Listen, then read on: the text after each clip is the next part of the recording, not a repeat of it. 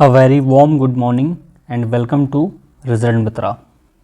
स्वागत है आप सभी का पॉलिटी की क्लास में, जिस क्लास में आज हम लोग डिस्कस करने वाले हैं गैर संवैधानिक निकाय, जिसकी इंग्लिश होती है non constitutional bodies. Most probably ये हमारी पॉलिटी की लास्ट क्लास होगी और उसके बाद आप लोग कमेंट बॉक्स में पॉलिटी से रिलेटेड कोई कंसेप्ट या कोई टॉपिक समझना चाहते हैं, पढ़ना चाहते हैं, कमेंट बॉक्स में लिखिए। मैं उनकी एक लिस्ट तैयार कर लूँगा और एक मैराथन टाइप जल्दी से ले आऊँगा। ठीक है, तो ये रही बात आज के इन्फॉर्मेशन की। अब देखिए नॉन कॉन्स्टिट्यूशनल बॉडीज़ क्या होता है। मैंने आपको बताया था कॉन्स्टिट्यूशनल बॉडीज़ अर्थात संवैधानिक निकाय। संवैधानिक निकाय वो होता है जो संविधान में लिखा होता है, अर्थात जिसका जिक्र संविधान में मेंशन्ड होता है। ठीक है, अब चाहे वो ओरिजिनल संविधान में लिखा गया हो अर्थात 1950 में लिखा गया हो या उसे संशोधन करके अर्थात अमेंड करके लिखा गया हो। ठीक है, तो मैंने आपको बताया था कॉन्स्टिट्यूशनल बॉडीज़ जो हैं वो दो तरीके की हो सकती हैं, एक ओरिजिनल और एक अमेंडेबल, अर्थात जिनको संशोधन द्वारा लिखा गया हो। जैसे ओरिजिनल आपको एग्ज़ाम्पल लेना है तो आप इलेक्शन कमीशन का एग्ज़ाम्पल लीजिए और कमेंट बॉक्स में बताइए कि वर्तमान में इलेक्शन कमिश्नर कौन है, मुख्य मतलब चीफ इलेक्शन कमिश्नर कौन है, मुख्य निर्वाचन आयुक्त कौन है। इसका जवाब आप कमेंट बॉक्स में दीजिए। ठीक है, तो बात कर रहे थे इलेक्शन कमीशन एक कॉन्स्टिट्यूशनल बॉडी अर्थात संवैधानिक निकाय है। उसी प्रकार से जीएसटी काउंसिल एक संवैधानिक निकाय है। अब इसका भी एक आर्टिकल बताइए आप। ठीक है, जितना ज़्यादा पार्टिसिपेट करेंगे आप क्विज में उतना ही आपको लाभ होगा। तो जीएसटी काउंसिल का आर्टिकल बताइए। तो जीएसटी काउंसिल ये ओरिजिनल कॉन्स्टिट्यूशन में नहीं था, बिल्कुल नहीं, इसे अमेंड करके लाया गया है। और कौन सा अमेंडमेंट है वो भी आप कमेंट बॉक्स में बताइए। अब देखिए 3 क्वेश्चन आपके लिए खुल गए हैं। एक तो मुख्य निर्वाचन आयुक्त वर्तमान में कौन है, दूसरा जीएसटी काउंसिल का आर्टिकल बताइए, तीसरा कौन से अमेंडमेंट के थ्रू जीएसटी काउंसिल बन रही है। ये 3 क्वेश्चन आपके सामने हैं, इसका जवाब आप कमेंट बॉक्स में देंगे। इतनी बातें क्लियर हुई। तो मैंने आपको बताया कॉन्स्टिट्यूशनल बॉडी वो होती हैं जिनका मेंशन संविधान में हो, चाहे वो ओरिजिनल संविधान में हो या उसे बाद में लिख दिया हो या बाद में संशोधन कर दिया गया हो। लेकिन गैर संवैधानिक निकाय वे निकाय होते हैं जो या तो स्टैचूटरी हों, जिसकी हिंदी होती है सांविधिक। अब सांविधिक का मतलब क्या होता है कि जिस बॉडी को बनाने के लिए सरकार कानून लाती है, जिस बॉडी को बनाने के लिए सरकार कानून पास करती है, एक्ट बनाती है, अधिनियम बनाती है, उसे बोलते हैं स्टैचूटरी बॉडीज़। ठीक है, कुछ बॉडीज़ ऐसी होती हैं जिन्हें सरकार सिर्फ एक ऑर्डर द्वारा बना देती है और उसे अपने गैजेट अर्थात राजपत्र में लिखकर जारी कर देती है कि ये बॉडी आज से बन गई है। ठीक है, तो आपको ये ध्यान रखना होगा कि गैर संवैधानिक निकाय जब भी आपसे पूछा जाए तो आपका जवाब ये होना चाहिए कि ऐसी बॉडीज़ जिनका जिक्र संविधान में नहीं है, चाहे वो सांविधिक हों या चाहे सरकार के एक ऑर्डर द्वारा पास की गई हों, अर्थात चाहे वो स्टैचूटरी हों या सरकार के एक ऑर्डर द्वारा पास की गई हों। तो इसका मतलब होता है नॉन कॉन्स्टिट्यूशनल बॉडीज़, गैर संवैधानिक निकाय। अब हम लोग चर्चा करेंगे एक एक करके जो इम्पोर्टेंट आपके लिए हैं, जिससे क्वेश्चन ज़्यादा बन सकते हैं। ठीक है, तो सबसे पहले बॉडीज़ आपके सामने निकल कर आती है। सबसे पहली बॉडी आपके सामने निकल कर आती है नीति आयोग। अब देखिए नीति आयोग लाई किसकी जगह गई है, योजना आयोग की जगह। किसकी जगह, योजना आयोग की जगह। अब योजना आयोग मार्च 1950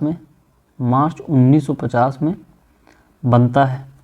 ठीक है, इसका काम क्या है, जो आपकी 5 ईयर प्लान्स हैं उनमें किस तरीके से योजना रहेगी, किस तरीके से प्लानिंग होगी, उसको एग्जीक्यूट करना योजना आयोग का काम था, प्लानिंग कमीशन का काम था। और उसके बाद फंड से रिलेटेड भी बात करना, ये भी प्लानिंग कमीशन का काम था।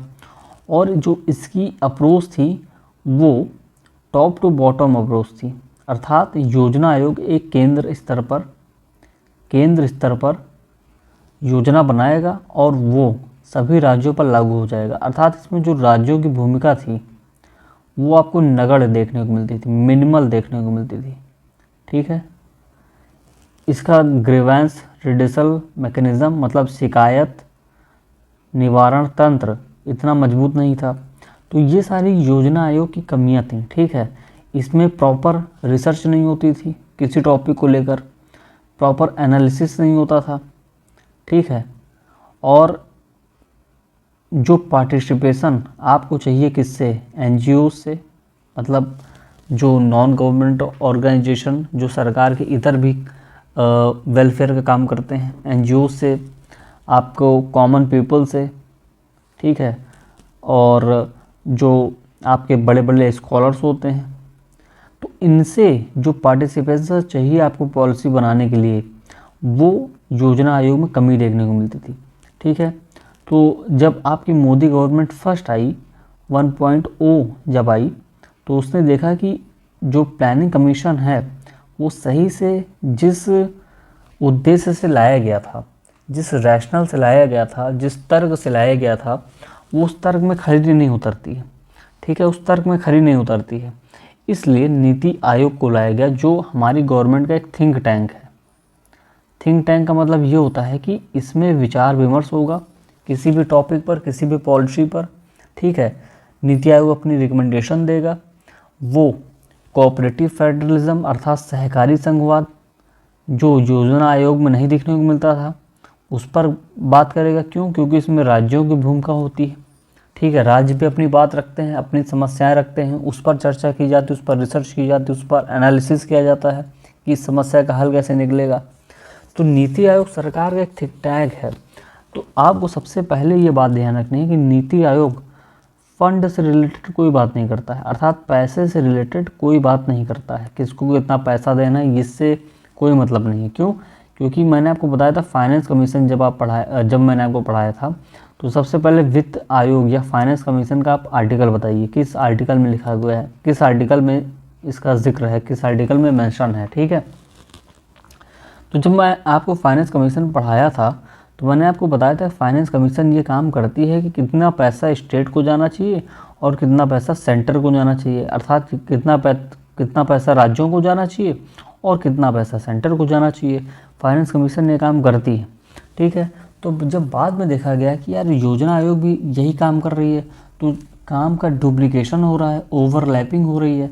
ठीक है, तो नीति आयोग को कम्प्लीटली थिंक टैंक बनाया गया, पैसे से इसका कोई लेना देना नहीं है। तो इतनी बातें आपको नीति आयोग के बारे में समझनी चाहिए।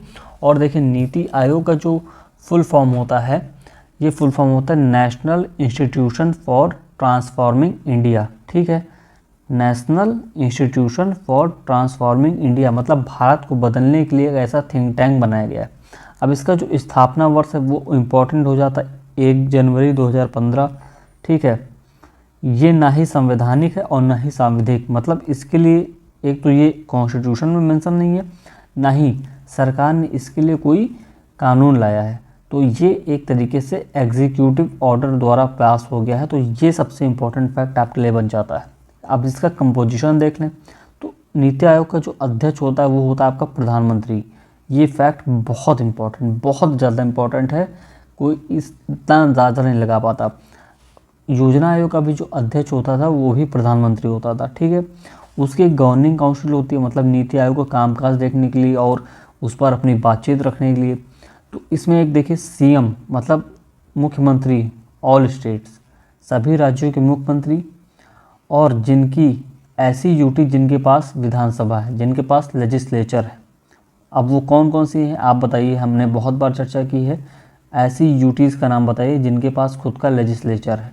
ठीक, और ऐसी यूटीज़ जिनका लेजिस्लेचर नहीं है तो वहाँ शासन कौन करता है? लेफ्टिनेंट गवर्नर शासन करते हैं। ठीक है, तो गवर्नर काउंसिल में कौन होगा? सीएम ऑफ ऑल स्टेट मतलब सभी राज्यों के मुख्यमंत्री, प्लस ऐसी यूटीज़, ऐसे संघ शासित प्रदेश जिनका खुद की विधानसभा है और जिनकी खुद की विधानसभा नहीं है, वहाँ के जो प्रतिनिधित्व करता है, रिप्रेजेंटेटिव हैं, वो है लेफ्टिनेंट गवर्नर। ये सारे लोग भाग लेंगे। अब देखिए कितने लोग भाग ले रहे हैं, तो सीएम लोग भाग ले रहे हैं ना, अर्थात राज्यों का प्रतिनिधित्व देखने को मिल रहा है।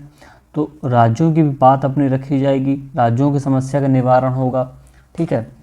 और आप देखेंगे नीति आयोग क्या करता है, एक तो कोऑपरेटिव फेडरलिज्म करता भी है, इसके साथ ही साथ कम्पिटिटिव क्या करता है, कम्पिटिटिव फेडरलिज्म को भी बढ़ावा देता है। कम्पिटिटिव फेडरलिज्म का मतलब है, मेंस की बात है, लेकिन आप लोगों को समझना चाहिए, क्योंकि न्यूज़पेपर अगर आप पढ़ेंगे तो ये शब्द बहुत चर्चा में रहता है।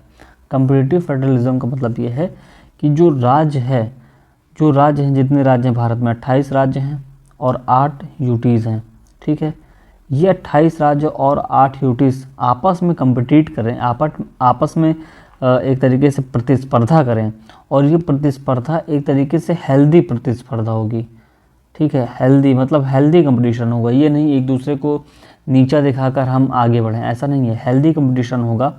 आप जितना अच्छा अपने राज्य में जितनी अच्छी प्रशासन व्यवस्था रखेंगे, उतना अच्छा आपके राज्य में एफडीआई आएगा, ठीक है, फॉरेन डायरेक्ट इन्वेस्टमेंट आएगा, विदेश लोग आपके राज्य में उतना निवेश करेंगे, ठीक है।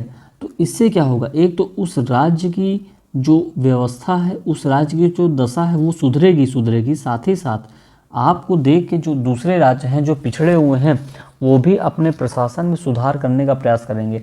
तो आप देख रहे हैं ना कि एक तो ये कम्पिटिटिव फेडरलिज्म को बढ़ावा दे रही है और साथ ही साथ कोऑपरेटिव फेडरलिज्म को बढ़ावा दे रही है, मतलब कम्पिटिटिव फेडरलिज्म एंड सहकारी संघवाद। अब देखिए इसमें कुछ एक्सपर्ट्स भी होते हैं, कुछ विशेषज्ञ भी होते हैं, वो प्रधानमंत्री द्वारा नामित होते हैं। मतलब इनको नॉमिनेट कौन करता है, वो प्रधानमंत्री करता है, राष्ट्रपति नहीं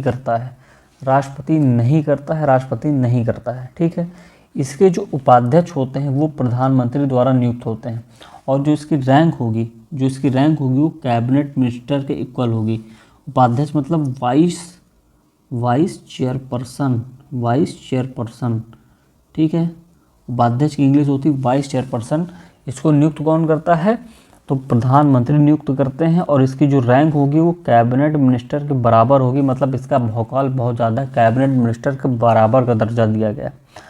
अब आपको ये करना है, कमेंट बॉक्स में इसका जवाब देना है कि वर्तमान में नीति आयोग के जो वाइस चेयरपर्सन हैं वो कौन है। इसका जवाब आप कमेंट बॉक्स में देंगे, ठीक। इसके कुछ सदस्य होते हैं, कुछ फुल टाइम, कुछ पार्ट टाइम। तो जो सदस्य फुल टाइम मेंबर होते हैं उन्हें मिनिस्टर ऑफ स्टेट का दर्जा दिया जाता है, ठीक है। जो सदस्य फुल टाइम मेंबर होते हैं उन्हें मिनिस्टर ऑफ स्टेट का दर्जा दिया जाता है।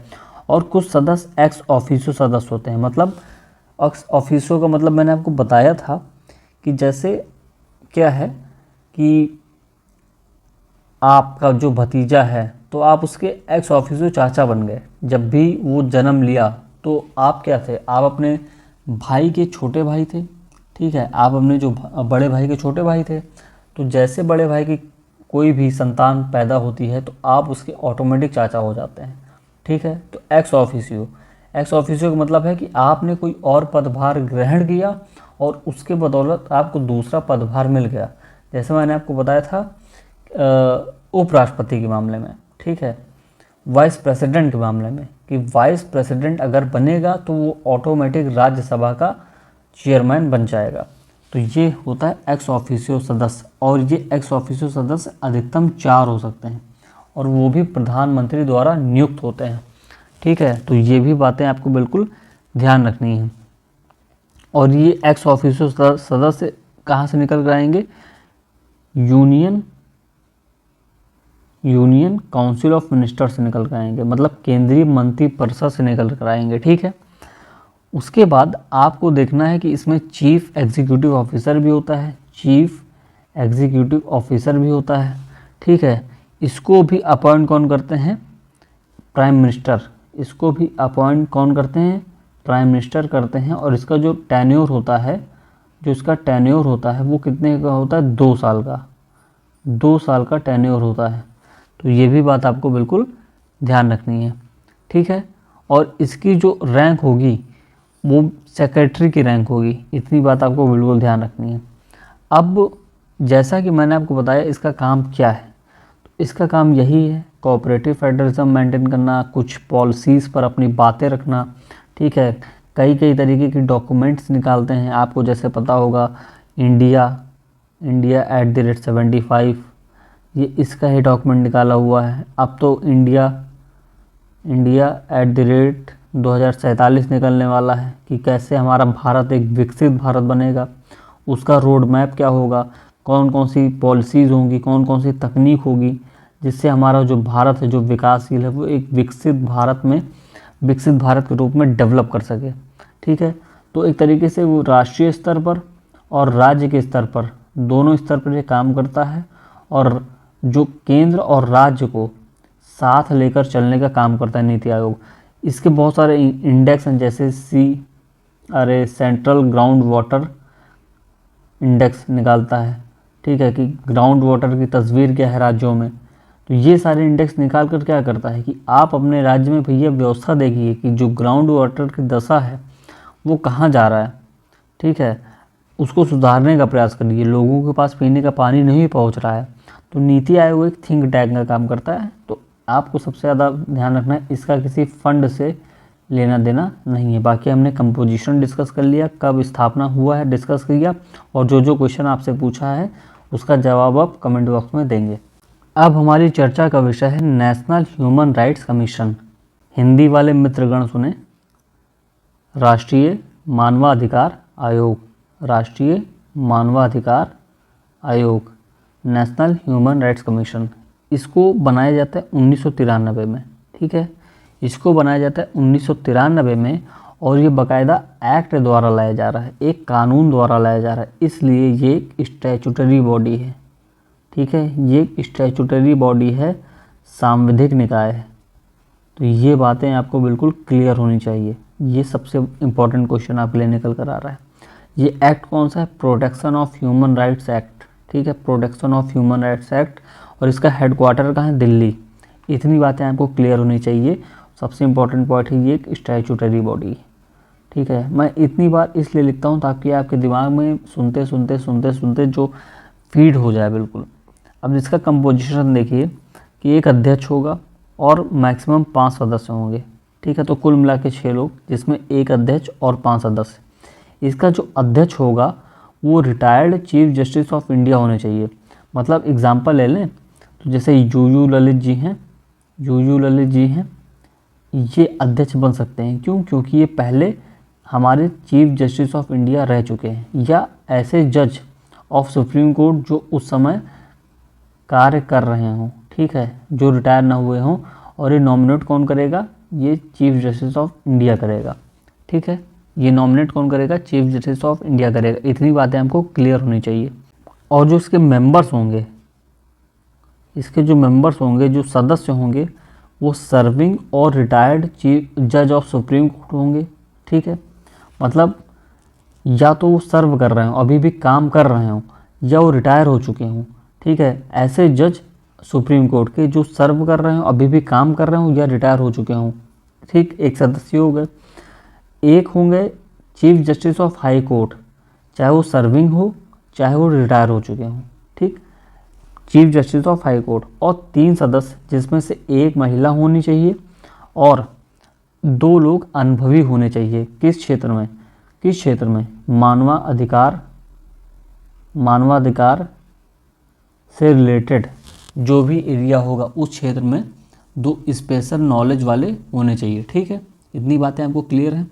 और इनमें से एक महिला होगी, ये भी आपको बिल्कुल ध्यान रखना है। और इसके 7 एक्स ऑफिशियो मेंबर्स भी होते हैं। देखिए कौन कौन से, सभी के चेयरपर्सन होंगे, ठीक है, क्योंकि जो आपका मानवाधिकार आयोग है इन्हीं से रिलेटेड काम करता है।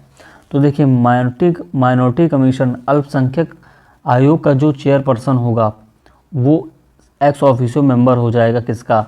नेशनल ह्यूमन राइट्स कमीशन का, ठीक। National commission on schedule caste, ठीक, इसका जो चेयरपर्सन होगा वो भी नेशनल ह्यूमन राइट कमीशन का मेंबर हो जाएगा। National commission on schedule tribe, ठीक है, मतलब राष्ट्रीय अनुसूचित जनजातीय आयोग। चीफ कमिश्नर फॉर PWD, ठीक है, PWD मतलब पर्सन विद डिसेबिलिटीज़ के जो चीफ कमिश्नर होते हैं वो भी इसके चेयरपर्सन, वो भी उसके एक्स ऑफिशियो मेंबर होते हैं। ठीक है। National commission on women, national commission on women मतलब राष्ट्रीय महिला आयोग की जो चेयरपर्सन होंगी वो भी एक्स ऑफिशियो मेंबर हो जाएंगी नेशनल ह्यूमन राइट्स कमीशन की। एनसीबीसी, अब इसका बताइए, एनसीबीसी मतलब national commission on backward classes, तो इसका जो अमेंडमेंट है वो बताइए कि इसे किस अमेंडमेंट के थ्रू एक संवैधानिक दर्जा दिया गया है। हम लोग पिछली क्लास में डिस्कस कर चुके हैं। और national commission for protection of child rights, ठीक है, एनसीपीसीआर बोला जाता है, जिसे 2007 में लाया जाता है। ये अधिकतर जो हमारे चाइल्ड मतलब बच्चों के अधिकार की बात करता है कि बच्चों का जो बचपन है वो सही से गुजरे और उन्हें उनके अधिकारों से वंचित ना किया जा सके, क्योंकि बच्चे बहुत वनरेबल होते हैं। ठीक है, उन्हें अपना भविष्य नहीं पता होता है, उन्हें अपना रोड मैप नहीं पता होता है, कोई भी बरगला सकता है, कोई भी गलत काम करवा सकता है।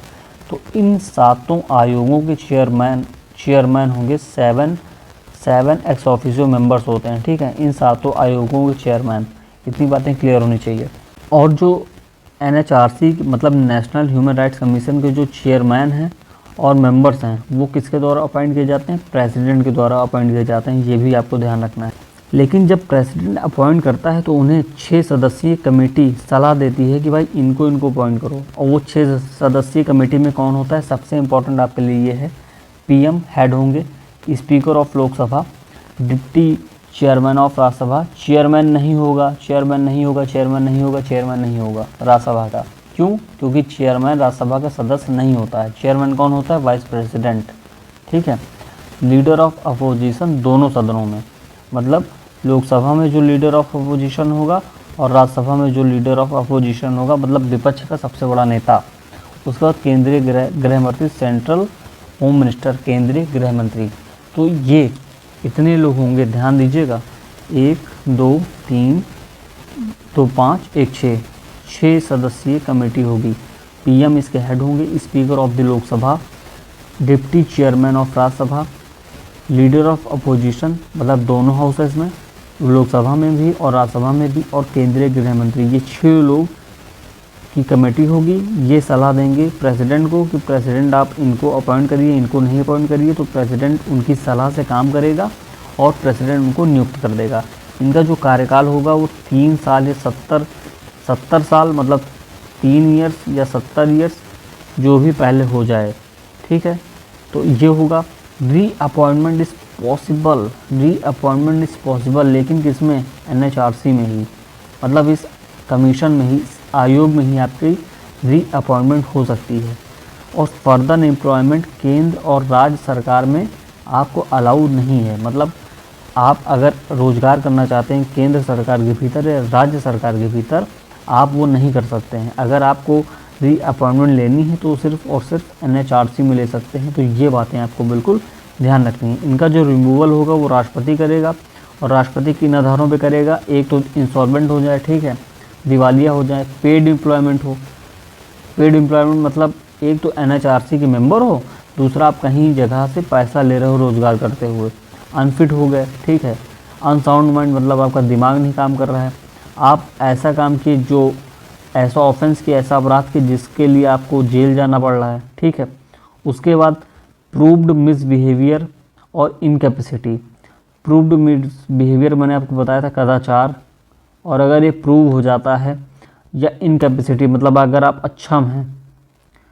ठीक है, जब भी ये प्रूव्ड मिसबिहेवियर अर्थात कदाचार और अक्षमता का आधार आएगा, ध्यान दीजिएगा आप, सिर्फ और सिर्फ यही प्रोसेस अप्लाई होती है कि प्रेसिडेंट इसको भेजेंगे सुप्रीम कोर्ट, सुप्रीम कोर्ट जांच करेगा, दोनों सदनों में पास करेगा और प्रेसिडेंट को सलाह दे देगा, और वो सलाह बाइंडिंग हो जाएगी प्रेसिडेंट के ऊपर, और प्रेसिडेंट उस आधार पर रिमूव कर देगा। तो जब भी ये वाला आधार आता है, प्रूव्ड मिसबिहेवियर और इनकैपेसिटी, तो ये प्रोसेस अपनाई जाती है लगभग हर जगह।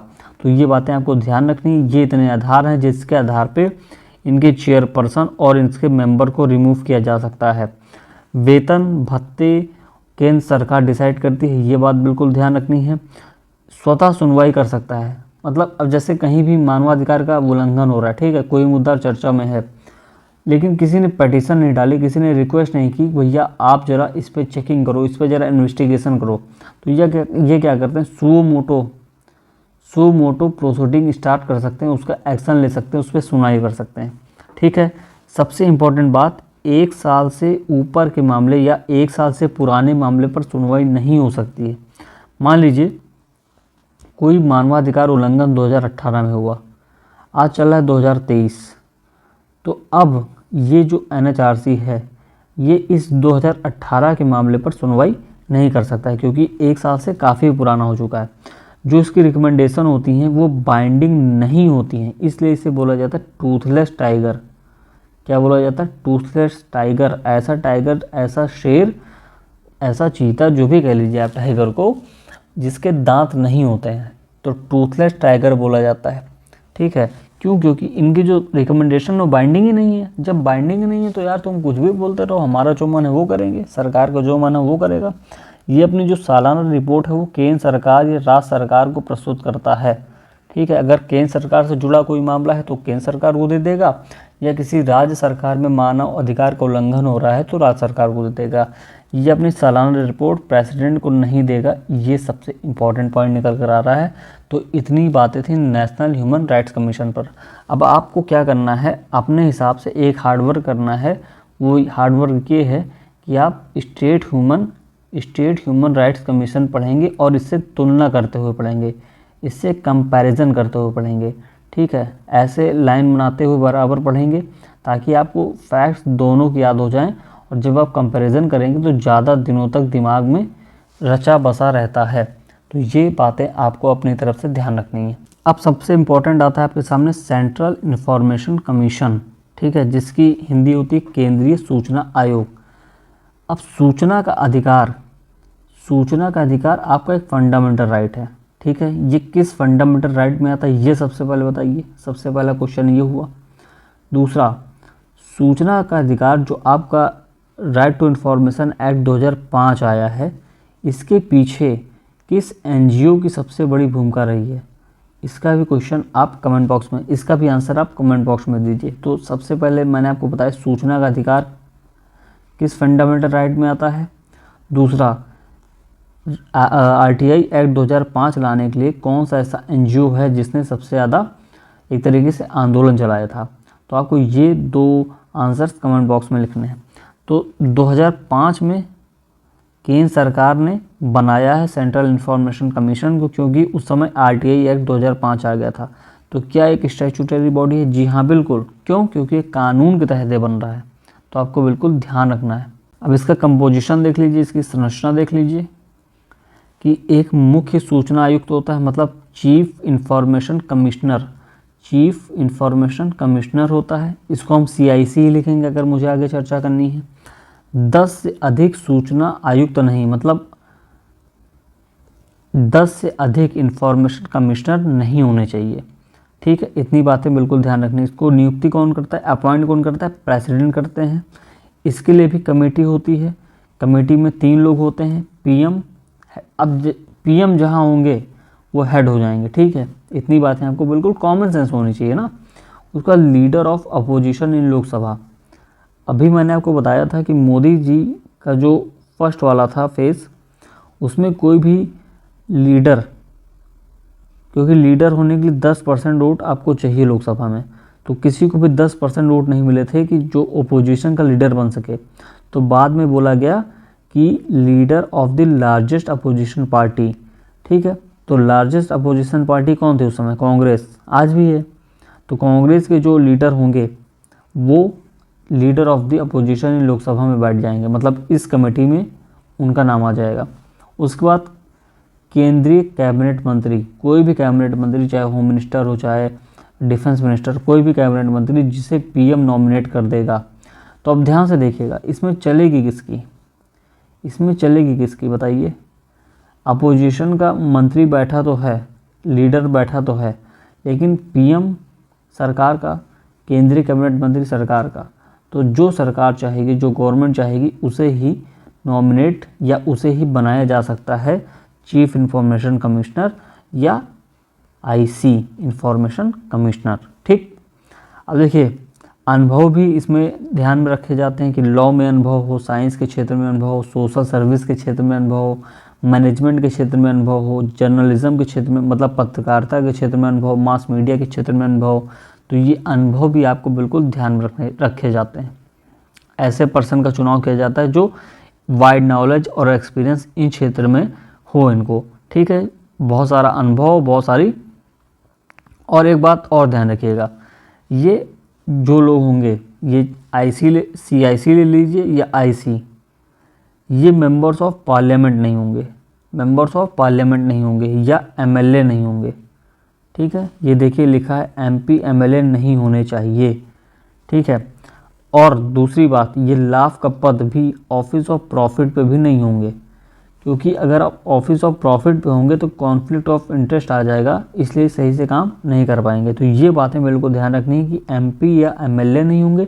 दूसरा, ये लाभ का पद ग्रहण नहीं किए होंगे। इनका कार्यकाल कितना होगा? 65 ईयर्स, ठीक है, 65 ईयर्स। ध्यान दीजिएगा, अभी तक हम लोग चर्चा कर रहे थे 5 साल या 65 ईयर्स, 4 साल या 65 ईयर्स, लेकिन ध्यान दीजिएगा इनमें सिर्फ 65 ईयर लिखा है। और ये कितने मैक्सिमम कितने साल तक काम कर सकते हैं, 1 से 2 साल या 3 साल 4 साल, ये डिसाइड करेगी केंद्र सरकार, ये डिसाइड करेगी केंद्र सरकार, ठीक है। और ये 2019 में अमेंडमेंट हुआ था। पहले बराबर 5 साल था, पहले 5 साल या 65 ईयर था, ठीक है, लेकिन बाद में केंद्र सरकार ने कहा कि भैया हम डिसाइड करेंगे। तो बाद में उस समय विपक्ष ने बहुत एक तरीके से तर्क प्रस्तुत किए कि केंद्र सरकार एक तो ये जो राइट टू एजुकेशन एक्ट है, जो हमारा सूचना का अधिकार है, वो दबाने का प्रयास कर रही है, वो छीनने का प्रयास कर रही है। क्यों? क्योंकि आप जो CIC है और IC है उसे आप अपने अंदर लाना चाह रहे हैं, अपने मतलब एक तरीके से उस पर दबाव डालना चाह रहे हैं और अपने अंतर्गत लाना चाह रहे हैं, अपनी शक्तियों के अधीन लाना चाह रहे हैं, ताकि जो CIC या IC है ये खुलकर काम ना कर सकें, स्वतंत्रता से काम ना कर सकें, और जो मुख्य सूचना है वो आप तक ना पहुंच पाए, ठीक है। कोई घोटाला हुआ, कोई कुछ भी बात हुई, वो आप तक ना पहुंच पाए। तो ये इम्पॉर्टेंट बात आपको ध्यान में रखनी चाहिए। और ये एक तरीके से क्रिटिसिज्म भी हुआ था उस समय केंद्र सरकार का जब ये लाई थी। दूसरी बात, ये नॉट एलिजिबल फॉर रीअपॉइंटमेंट, मतलब इनका फर्दर अपॉइंटमेंट नहीं हो सकता ताकि खुल के काम कर सकें, चाटुकारिता ना करें।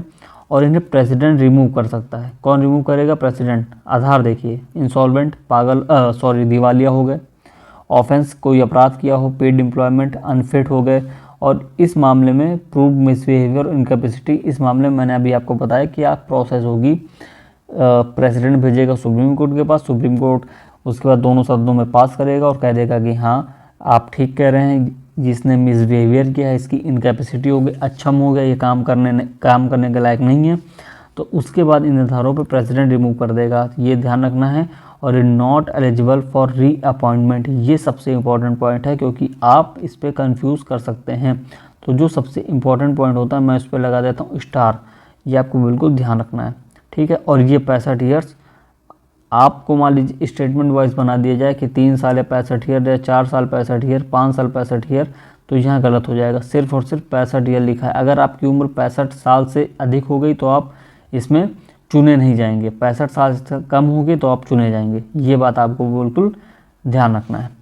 एक मुख्य बात जो आपको बतानी थी कि नेशनल ह्यूमन राइट्स कमीशन, जिसका भी हमने जिक्र किया था, राष्ट्रीय मानवाधिकार आयोग, ये मिनिस्ट्री ऑफ होम अफेयर्स के अंतर्गत आता है, मतलब गृह मंत्रालय के अधीन आता है नेशनल ह्यूमन राइट्स कमीशन। तो ये आप भूल सकते हैं, ये आपको बिल्कुल ध्यान रखना है, ठीक है।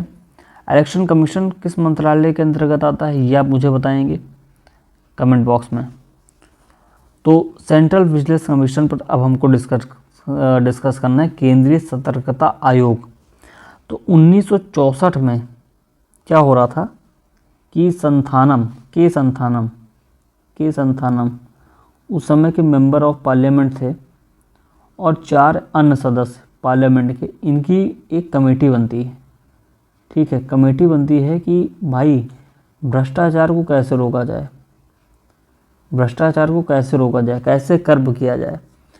तो उन्होंने उस समय बहुत सारी अपनी सिफारिशें की, बहुत सारी रिकमेंडेशन की, जिसमें एक रिकमेंडेशन ये थी कि एक सेंट्रल विजिलेंस कमिश्नर होना चाहिए, केंद्रीय सतर्कता आयोग बनना चाहिए, जो करप्शन है उस पर अपनी सतर्क नज़र बरकरार रखेगा और जो करप्शन है उसको किसी तरह से कर्ब करेगा। ठीक है, तो 1964 में संथालन कमेटी ने सिफारिश की तो CBC बनता है, और उसके बाद 2003 में इसे स्टैट्यूटरी स्टेटस दे दिया जाता है। तो आपको ध्यान रखना है कि बन कब रहा है, 1964 में एक एग्जीक्यूटिव ऑर्डर द्वारा बन रहा है। ठीक है, इसके लिए कोई कानून नहीं लाया गया था, लेकिन 2003 में बाकायदा इसके लिए कानून लाया गया। इसकी पावर डिसाइड की गई कि इसको क्या करना है, इसके फंक्शंस क्या होंगे।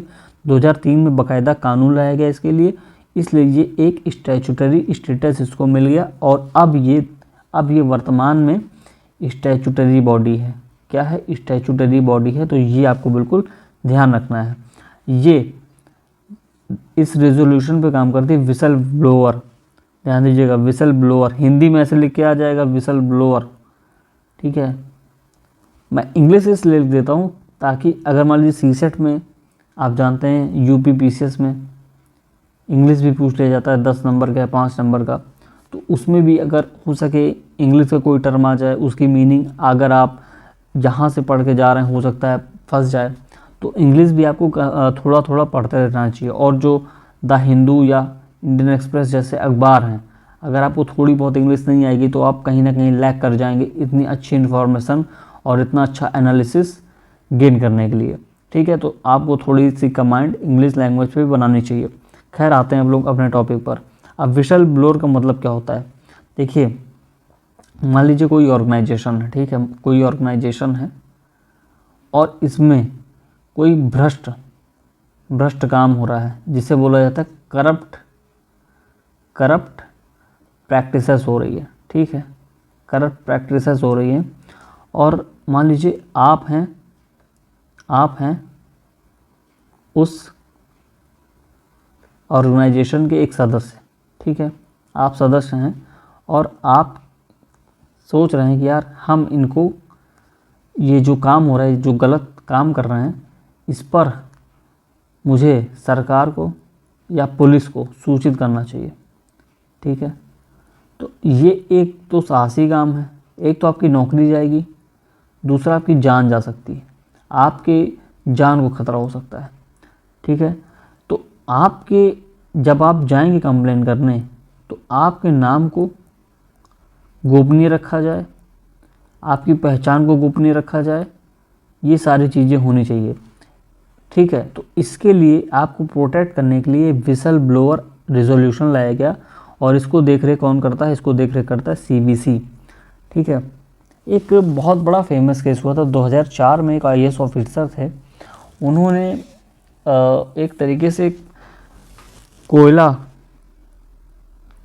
घोटाले में किस तरह से काम हो रहा था उसे सामने लाए थे। शायद IAS ऑफिसर या इंजीनियर थे, शायद कोई बहुत बड़े ऑर्गेनाइजेशन के, तो उनकी जान चली गई थी। शायद सत्येंद्र दुबे नाम था उनका, सत्येंद्र दुबे। उन्हें अपनी ऑनेस्टी की कीमत चुकानी पड़ी थी अपनी जान देकर। ठीक है, तो 2004 का मुद्दा था, और 2004 का जब मुद्दा था तो अटल जी की सरकार थी, जिस पर विपक्ष ने बहुत सारा अपना जो एक तरीके से आक्रोश व्यक्त किया था कि आपने ये क्या किया और कैसे इनका नाम जो है वो लीक हो गया। ठीक है, तो बाद में उनको जो अन्य विसल ब्लोअर, ताकि वो हिम्मत जुटा सकें और ऑर्गेनाइजेशन में कोई गलत काम चल रहा है उसको सामने ला सकें, इसलिए ये जो विसल ब्लोअर एक्ट है 2014 में लाया गया, और बाकी रेजोल्यूशन पास किया गया 2005 में, और बाद में 2014 का जब एक्ट लाया गया तो CBC को बताया गया कि भाई आपको ज़रा देखना है, ठीक है, कि ये सही से एक्ट काम कर रहा है अथवा नहीं। इतनी बातें क्लियर हुई। अब इसके कंपोजिशन पे आ जाते हैं कि एक तो सेंट्रल विजिलेंस कमिश्नर होगा, केंद्रीय सतर्कता आयुक्त होगा, 2 से अधिक विजिलेंस कमिश्नर नहीं होंगे। ठीक है, हमने अभी CIC पढ़ा, एक CIC होगा इंफॉर्मेशन कमिश्नर, और 10 से अधिक IC नहीं होंगे। इसमें क्या हो रहा है, एक CVC होगा, मतलब चीफ सेंट्रल विजिलेंस कमिश्नर। ठीक है, सेंट्रल विजिलेंस कमिश्नर CVC बोलूँगा मैं इस चैप्टर में, इसमें इससे रिलेटेड, और 2 से अधिक VC नहीं होंगे, 2 से अधिक VC नहीं होंगे। ये इनका कंपोजिशन होगा। इसकी नियुक्ति कौन करेगा, राष्ट्रपति द्वारा। अब देखिए कमेटी फिर बनेगी, 3 सदस्यीय कमेटी, PM हेड होंगे, leader of the opposition in Lok Sabha, और केंद्रीय गृह मंत्री, ये बहुत इंपॉर्टेंट है। ठीक,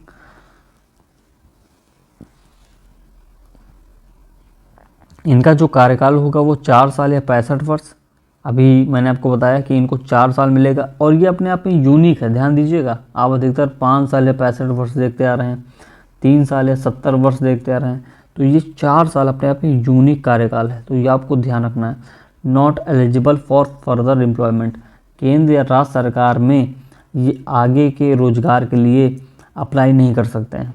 ठीक, ताकि स्वतंत्र होकर काम कर सकें और किसी भी सरकार की चाटुकारिता से बच सकें। इनका जो रिमूवल प्रोसेस है वो प्रेसिडेंट उठाएगा। इनको आधार क्या होगा, इंसॉल्वेंट, अपराधी हो जाएं, पेड एम्प्लॉयमेंट, अनफिट हो जाएं, प्रूव्ड बिहेवियर, इनकेपेसिटी, लगभग वही आधार हैं।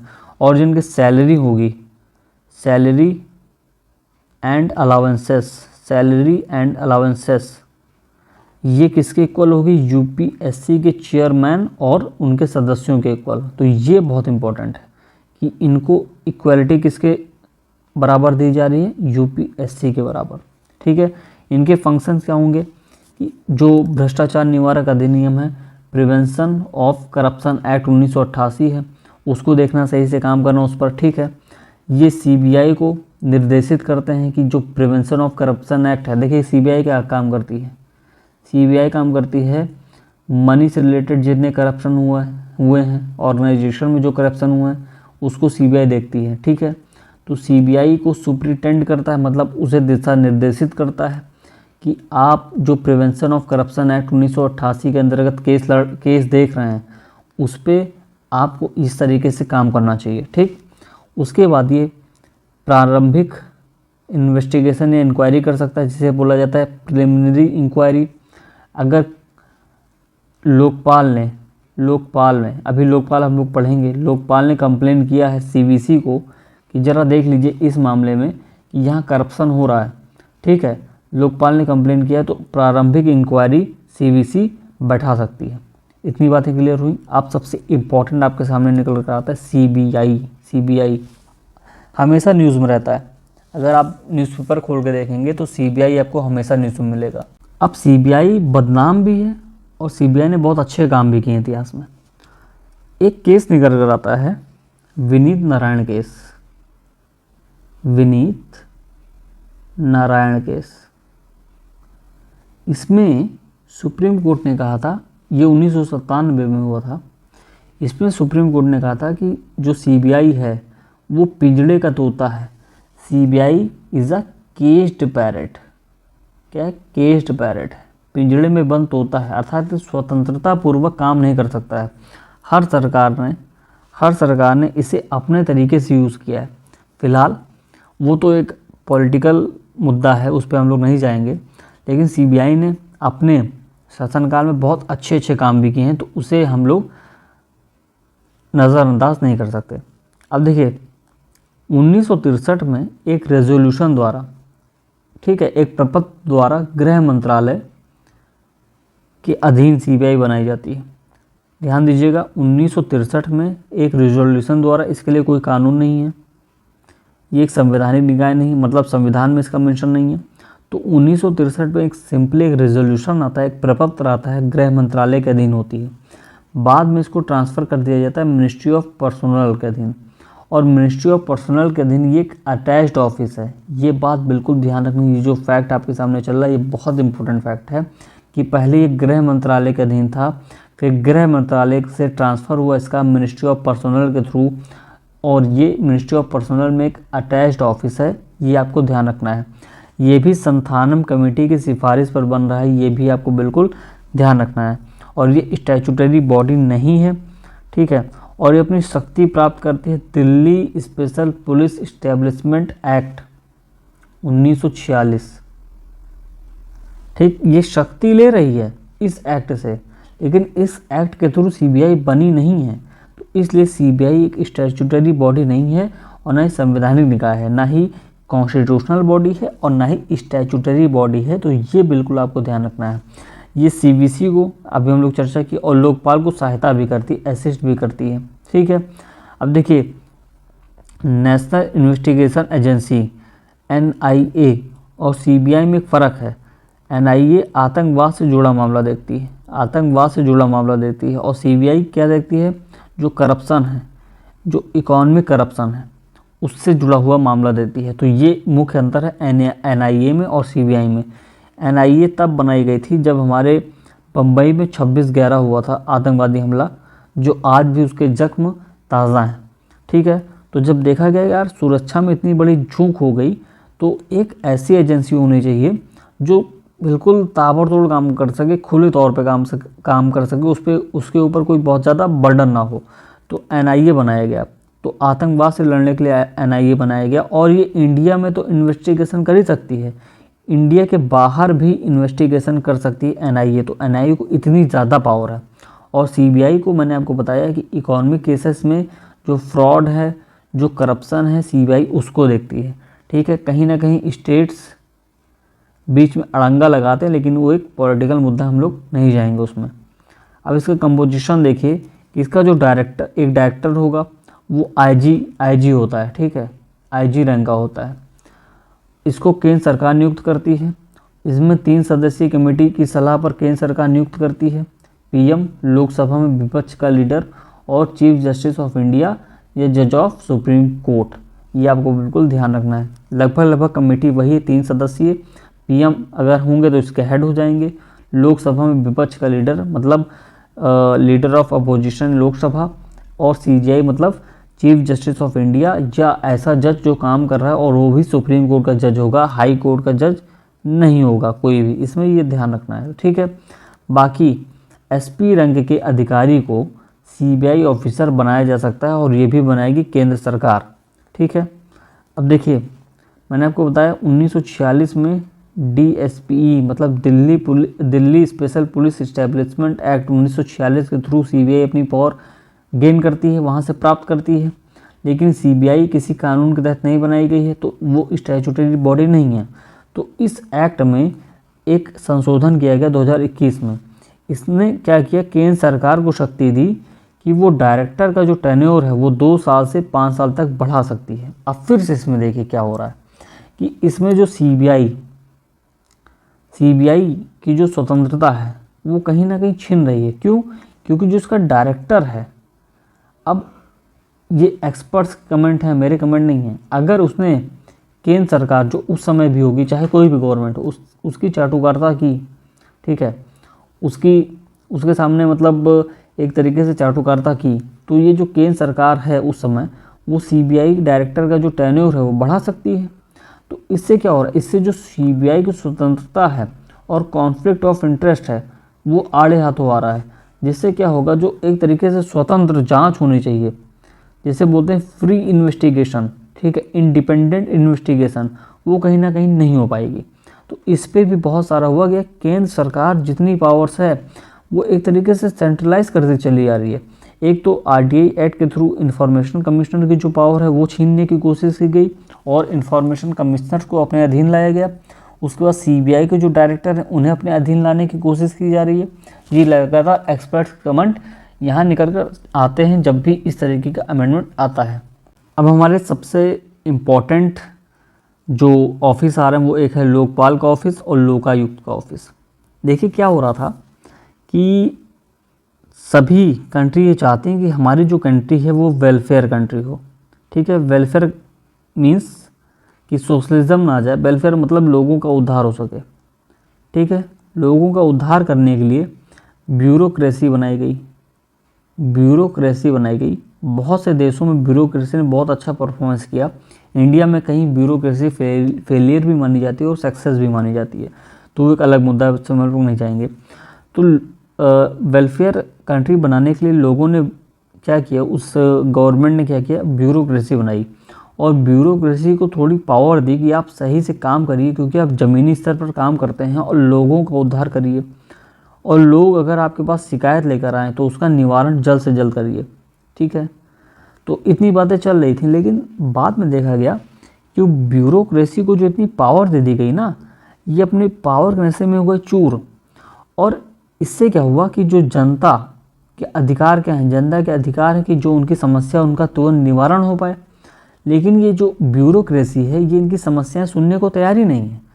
तो जब ज़मीनी स्तर पर देखा गया कि यार ये काम हो रहा है कि ज़मीनी स्तर पर ब्यूरोक्रेसी जिसके लिए हम लोग बनाए थे कि ये वेलफेयर अप्रोच से काम करेगी, लोगों का उद्धार करेगी, लोगों की समस्याओं का समाधान करेगी, ये अपने पावर के नशे में चूर हो गई। तो उसके बाद ombudsman बनाया गया, मतलब शिकायत सुनने वाला अधिकारी बनाया गया कि ये लोगों की शिकायत ये सुनेगा, और अगर ब्यूरोक्रेसी बदतमीज़ी करती है या अपनी पावर का दुरुपयोग करती है तो ombudsman इनको भी सज़ा देने के काबिल रहेगा। ठीक है, तब जाके जो ब्यूरोक्रेसी वो कंट्रोल में आती है। तो ombudsman का जो ऑफिस है वो सबसे पहले 1809 में स्वीडन में बनाया गया। तो ये फैक्ट सबसे इम्पॉर्टेंट है आपके लिए। उसके बाद स्वीडन में जब देखा गया कि यार बहुत सक्सेस हुआ ये ऑफिस, तो फिनलैंड में 1919 में बनाया गया। बहुत सालों बाद लगभग 110 साल बाद बनाया जा रहा है।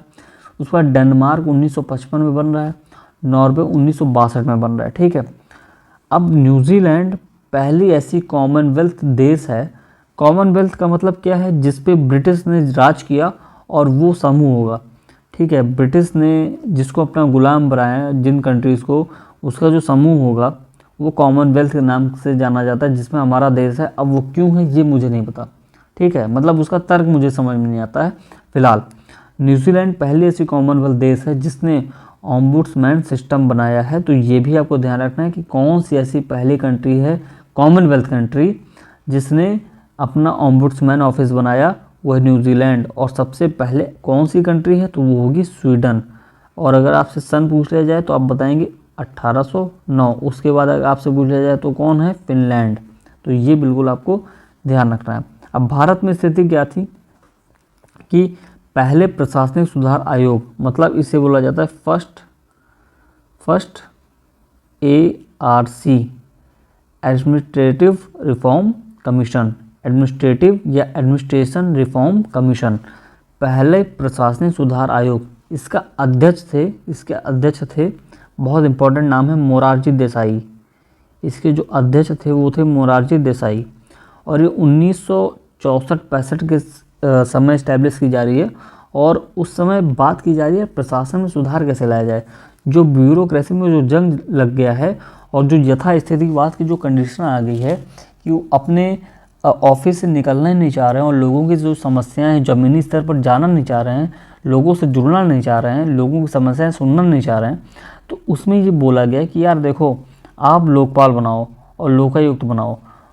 ये लोकपाल और लोकायुक्त को ऐसी पावर दी गई कि लोगों की समस्याएं सुनेंगे। अगर ब्यूरोक्रेसी या अन्य कोई बड़ा ऑफिसर, चाहे वो रैंक A का हो, B का हो, मतलब ग्रुप A का हो, B का हो, C का हो, D का हो, चाहे वो सेंट्रल गवर्नमेंट का अधीन हो, चाहे स्टेट गवर्नमेंट का अधीन हो, उससे हमें मतलब नहीं है। अगर उसने दुरुपयोग किया अपनी शक्ति का तो उसे सज़ा ज़रूर मिलेगी। ठीक है, कई मामलों में 2 साल की सज़ा है, कई मामलों में 7 से 10 साल की सज़ा है। तो ये भी आपको इम्पोर्टेंट है, सज़ाएं बड़ी हैं अगर बशर्ते वो सही से काम कर सकें। ठीक, तो इसके लिए क्या हुआ, मैंने आपको बताया 2011 में उस समय अन्ना जी ने बहुत बड़ा आंदोलन किया। और 2013 में जो फाइनली 1964-65 में सपना देखा जा रहा था कि बनना चाहिए, तो फाइनली 2013 में लोकपाल का ऑफिस बनाया जा रहा है। लोकायुक्त पहले से महाराष्ट्र में, अन्य राज्यों में काम कर रहे हैं।